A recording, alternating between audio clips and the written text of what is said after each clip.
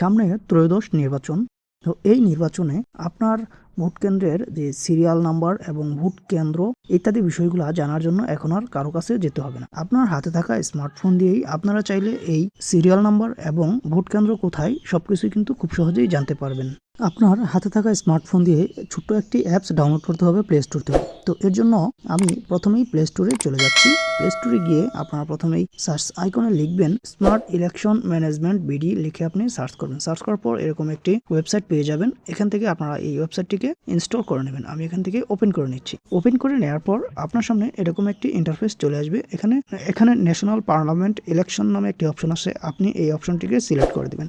তো এই অপশনটি সিলেক্ট করার পর আপনার সামনে এখানে সবগুলো বিভাগ দেখানো হয়েছে। তো আপনি কোন বিভাগের সেই বিভাগটি সিলেক্ট করে তারপর আপনার উপজেলা সিলেক্ট করে দেবেন। তো আমি যেহেতু ঢাকা বিভাগের এবং এখান থেকে আমি আমার উপজেলাটি সিলেক্ট করে দিচ্ছি বা জেলাটি সিলেক্ট করে দিচ্ছি। তো এখান থেকে আমি যেহেতু গাজীপুর জেলা গাজীপুরটি সিলেক্ট করে দিচ্ছি। সিলেক্ট করে দেওয়ার পর আপনার সামনে দেখতে পাচ্ছেন যে গাজীপুরের যতগুলো আসন আছে সবগুলি কিন্তু এখানে শো করেছে।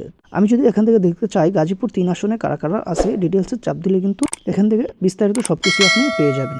যে এখানে কতগুলো ভোটার, কতগুলো মহিলা ভোটার, কতগুলো পুরুষ ভোটার এবং আনুষঙ্গিক অন্যান্য সকল তথ্য এখান থেকে পেয়ে যাবেন। মোট ভোটার কতগুলো সবগুলো কিন্তু এখান থেকে দেখতে পাবেন এবং দেখতে পারবেন যে গাজীপুর 3 আসনে কতগুলো ক্যান্ডিডেট রয়েছে, সবগুলোর কি কতগুলো প্রার্থী রয়েছে সকল কিছুই কিন্তু এখান থেকে দেখতে পারবেন।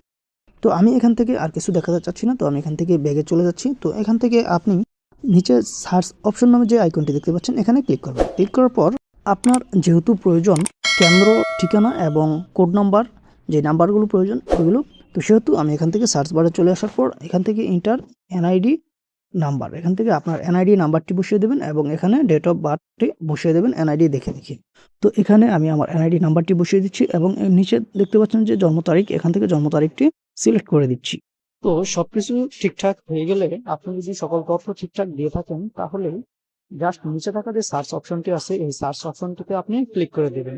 ক্লিক করে দেওয়ার সাথে সাথে দেখতে পারবেন আপনার নিকটস্থ যেই ভোট কেন্দ্রটি রয়েছে সেই ভোট কেন্দ্রের ঠিকানা এবং আপনার ভোটার আইডি এবং ভোটার যে কোড নাম্বার যা রয়েছে সবকিছু কিন্তু দেখতে পারবেন আপনার সামনে চলে এসেছে খুব সহজে।